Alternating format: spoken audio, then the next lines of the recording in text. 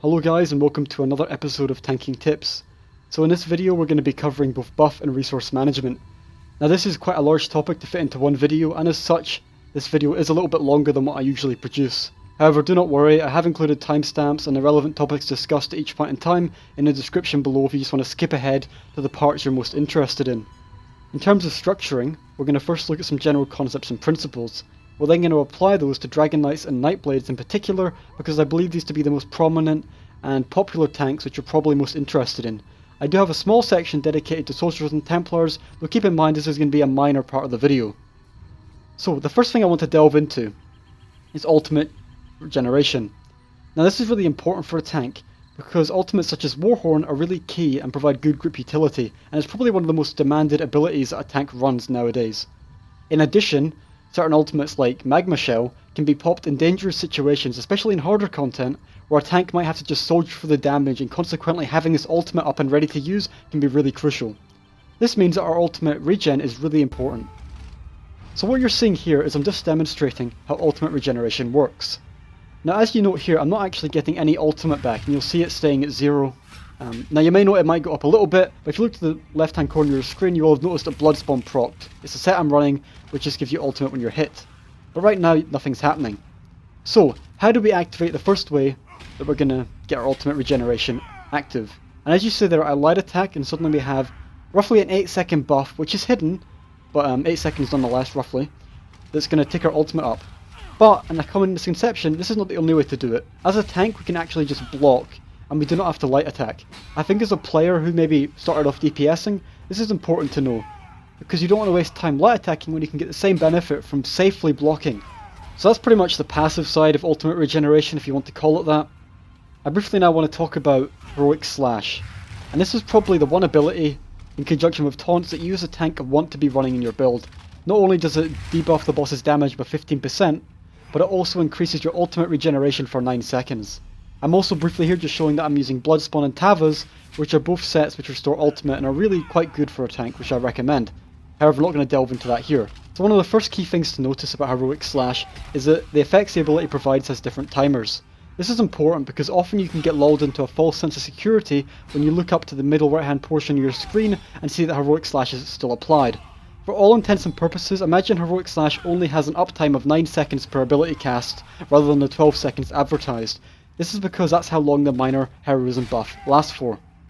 Now because the duration of 9 seconds is quite short compared to other buffs, this is why I recommend strongly having Heroic Slash in your front bar. If we had to constantly bar swap every 9 seconds, not only can this get clunky with other buffs we're trying to maintain, but it also opens the room for human error, because when you do bar swap, there is a window from which you are vulnerable as block does drop and you do not want to get hit by a heavy attack. This is exacerbated in multiple ad fights, where you don't have just one boss to worry about, but potentially 2 or 3. So at this juncture you may be thinking, if I'm having to reapply Heroic Slash every 9 seconds, that's a fairly sizable drain of my stamina, and this is a perfect point for us to branch into talking about resource management in general. Now one of the easiest ways to go about it as a tank is to fully charge a heavy attack to restore stamina, but one of the dangers, as you just saw then, is that we can take extra damage due to not blocking, which means that we're going to have to put more strain on the healer.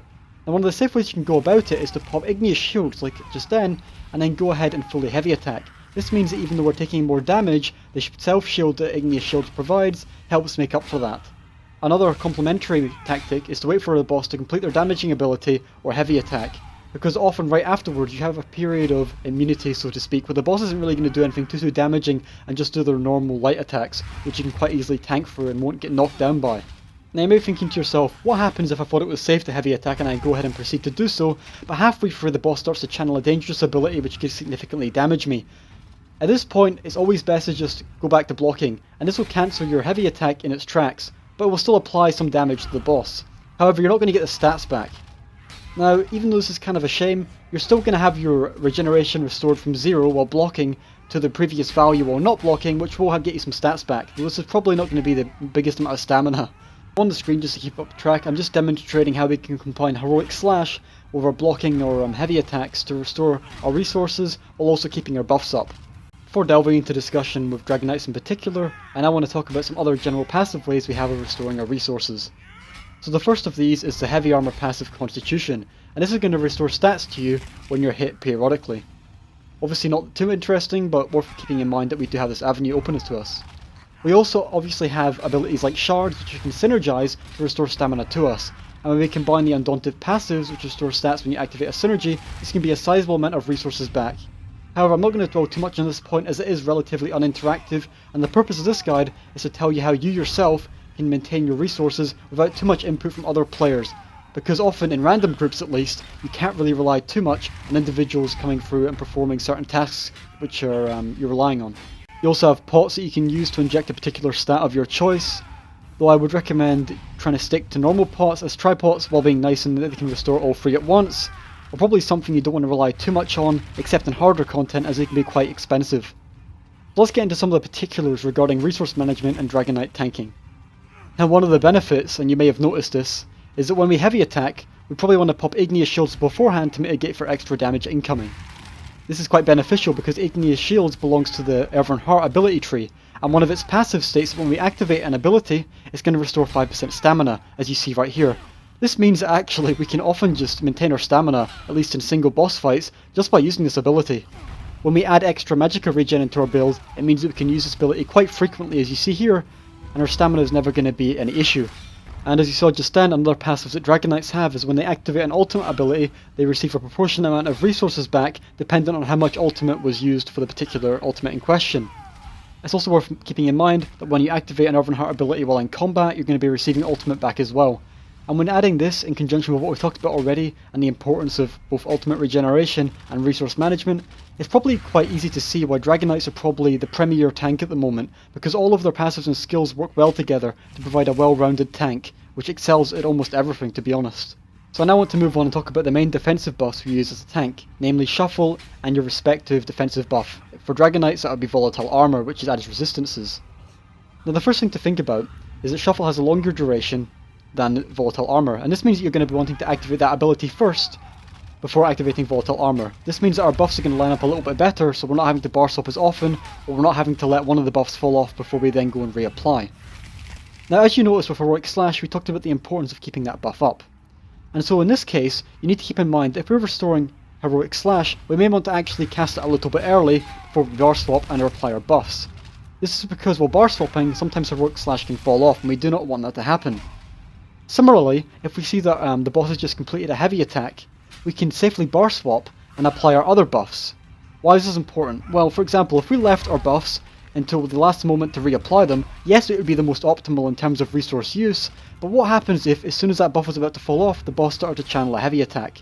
This is why I really highly advise utilising the time windows when a boss has just completed a damaging ability to think, should I reapply my buffs? Is it probably about time where I should do so, when perhaps there's 5 seconds left of the buff? The bottom line is, do not feel afraid to refresh your buffs prematurely, because one of the worst things that can happen is if you wait till the last second, you'll bar swap and suddenly get hit by a heavy attack, which means you'll take a lot more damage that you otherwise didn't need to.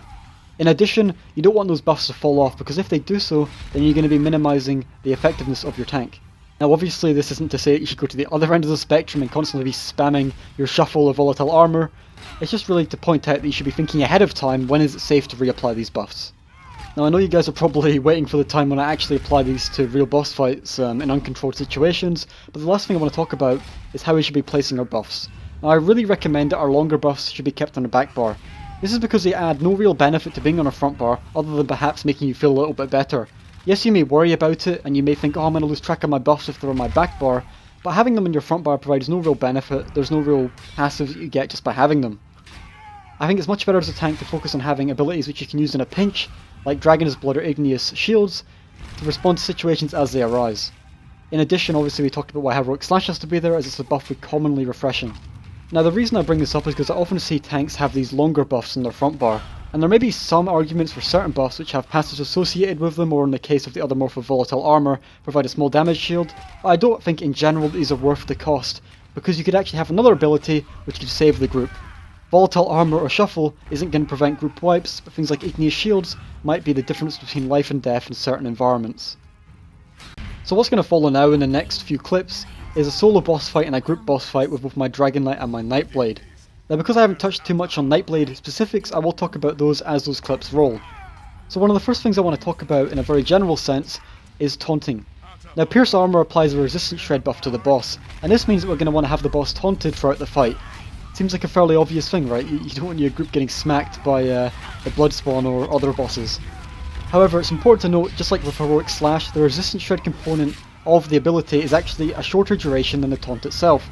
This means that you want to be vigilant and to reapply the resistance shred as soon as it falls off. Another factor you want to make sure you're doing is that you're popping out the Warhorn as soon as you get enough ultimate. Now if you waste a few ultimate points it's no big deal, but obviously if you're wasting 100 or more, then suddenly you're getting to a point where you could have had an extra ultimate in the fight. Now you may be looking at my buff list to the left and think, that's a really large list, how can I keep track of that easily? And obviously I could trim this down a little bit to make it more visible to see which buffs you actually want to track, but in general I find you want to visualise Heroic Slash, as that's the buff that's probably the most frequently reapplied, which means that just by reapplying that, you cannot have to worry about something falling off, as in general the longer buffs give you a little bit more leeway. In conjunction, I also find that just by paying attention to Heroic Slash, by the time you've reapplied it twice or 3 times, you'll think, okay, it's roughly about time to actually go back and reapply my longer buffs. Now obviously this isn't a quick way to actually learn how to manage your buffs. What I'm saying is, with just a little bit of practice, you get into a rhythm where it almost feels natural and you think, oh yeah, it's about time that I reapply my longer buffs, and it's not something you really have to think about too much. Now, that's really all about it. As you'll see for Dragonknight, it is quite easy to maintain your stats in a single boss fight, but now let's get into something a little bit more complex, which is tanking 3 bosses at the same time. And note that this is without shards, we're not using any synergies to try and help us with it. And when you think about it, if we add shards in, suddenly it actually gets a little bit easier. So the first thing you want to do is to drag all 3 bosses into a sort of clock position. And then when you're applying your taunts, you want to go either clockwise or anti-clockwise and apply your taunt to each one.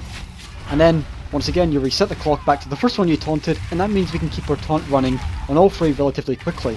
Now naturally, if we just pick and choose which one we taunted at random, suddenly we may lose track of the individual buffs. Now you may also remember how I talked about the importance of letting a heavy attack or another damaging ability complete before doing your heavy attack to get back your stamina. This is particularly exacerbated in multiple boss fights. This is because they can all chain their heavy attacks one by one, which could even get yourself killed. So what I tend to do is wait for one heavy attack to complete and then I check the other bosses. If they're not doing anything, I go for a heavy attack, which is relatively safe, and, as I said before, if suddenly another boss starts doing it, I just block once again, and there's no real risk to it. One of the biggest killers when you're fighting multiple bosses is that you don't pay attention enough, and that your awareness isn't sufficient, so it's really something that you should try to work on. Now I may have made a mistake here, or perhaps it's in my Nightblade clip, but I believe I only get knocked down once. And for you as well, it's not the biggest deal. Ah, there it is, right there. It's not the biggest deal if you get knocked down once. Right there I was trying to sort of weave in a heavy attack and the boss just hit me, which is just an honest mistake. So don't worry too much, and it's something we all have to work on. Multiple boss fights are naturally more intensive, and probably a far cry from your relatively relaxing single boss fight that you're often used to. Now at this point you might be thinking, well, fair enough that a Dragonknight tank can do this relatively unassisted, especially with multiple boss adds at one time. But what about my Nightblade tank, for example? They all have very low stamina pools, and will I really be able, unassisted, to do the same thing that a Dragonknight tank can? Well, fortunately, and yeah, I guess not so funnily enough, I do have you covered there as well. And I think that Nightblades, if played correctly, can perform just as well as Dragonknights in these stressful situations. Before we get into that, let's just look at some of the key differences that Nightblades have when compared to Dragonknights. So the first thing you'll notice is that they only have one long buff on their back bar, namely Mirage. And it also is a longer duration, meaning that technically you have to bar swap less. Now on your front bar, the way you get your major resistances is through the Shadow passives, and that states that when you activate a Shadow skill ability, you will have major resistances for 6 seconds. Now naturally this is a very short buff, which means you're going to have to reapply it quite frequently. And in conjunction with Heroic Slash, it means that you're going to have to be juggling those and paying attention to them with a closer attention to detail than you would with a Dragonknight. Often I find that I cast Refreshing Path and Heroic Slash just before I swap bars, and then let's talk about what we do when we swap bars. So, the main way that Nightblades restore their stats is they pop Siphoning Strikes. When you pop this, all of your light attacks and heavy attacks are going to be restoring a percentage of your stats. In addition, all your abilities have a chance to restore your attributes. As you see here, this means that we can maintain our stats relatively easy despite having a very low stamina pool, and keep in mind that we're using Heroic Slash, which is a heavy stamina ability, and our taunt quite frequently. So it's actually quite refreshing to see, and that pun was not intended, that Nightblades can restore their stats just as well as Dragonknights if played correctly. Now how do we maximise our resources regain by using Siphoning Strikes? I recommend light attacking, weaving. And how do you do this the best way? Well, you want to light attack and instantly right click block as you do so. This means that our light attack will get animation cancel while still going through, and you'll see me doing it here periodically. This diminishes the amount of time we're spent not blocking. Now another thing you might be thinking is, well, did you really expect us to pick up on how to light attack and animation cancel with block so quickly when there was only a few examples and it was relatively fast-paced footage? Well, I anticipated this and we're going to have a look at it in isolation. So basically what I'm going to be doing is just performing the trick or tip, so to speak, which enables us to quickly get our stats back in a safe and very efficient manner. So here we go right now. Now you may notice that sometimes my light attack takes a little bit longer to cancel than other times where it's really quick, and this is because sometimes lag can exacerbate the time that it takes for the block command to actually be input and register. This means that sometimes it can be a little bit clunky, but it's still overall the best way to do it.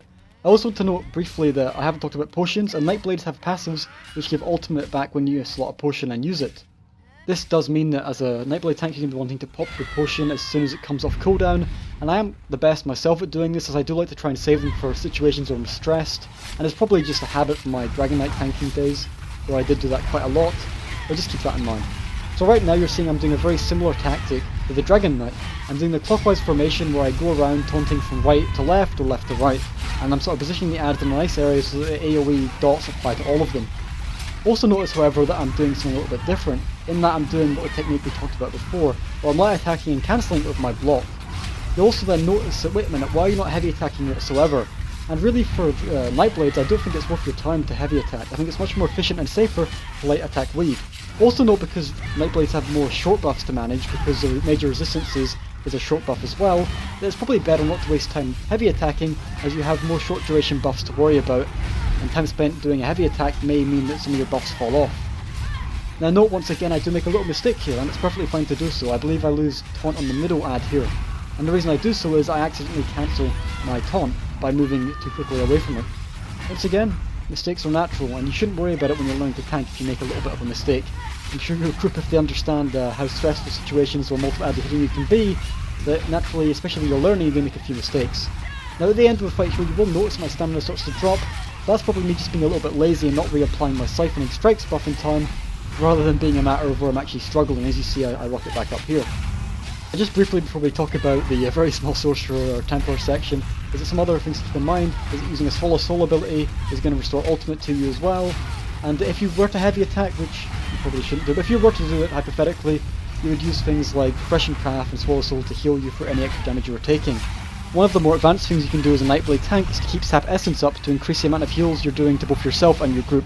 Well, this is a buff you shouldn't worry about too much, as it's kind of something you can add on once you become more comfortable with your pre-existing buffs. So to round this video out, let's just quickly talk about Sorcerer tanks and Templar tanks. Now I do confess I have not actually played a Sorcerer tank, nor Sorcerers really that much at all, and on a glance I think that perhaps abilities such as Dark Deal could be used to keep your resources up pretty well. However, I'm going to talk more about Templar tanks, as that's what I've played more and have more experience with, and I do believe that the tips I have for those will carry over quite nicely.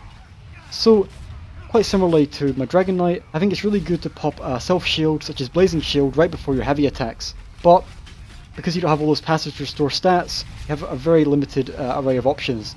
Now Redemption's a great one in that you don't have to use any mana or stamina to use it, and it restores stamina and health based on corpses around you. However, if you have none left to activate, because it's a one-time use, this can become problematic. I find the best way for a Templar tank to maintain the resources is to just practice constantly heavy attacking much more frequently than other tanks.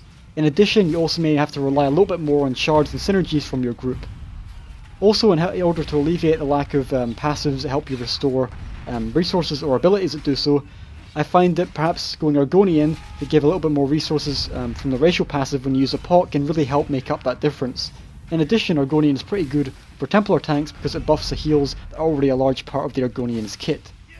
That's really all about I have for these tanks, and I confess that since they're not that popular, I think perhaps you won't be too worried about that. However, if you do want to hear more about these tanks, I will endeavour to sort of do more research and get a Sorcerer tank leveled up, but I must stress that this is something that's going to take a little bit of a while. Anyways, I really do appreciate if you guys have stuck it through to the end of the video, and hopefully it was as informative as my last tanking tips video. Once again, the support I received on my last video was really immense, and I thank you guys a lot for that. And with any luck, you'll stay with me in the future for my tanking endeavours. So take care guys, and have a good day. Bye.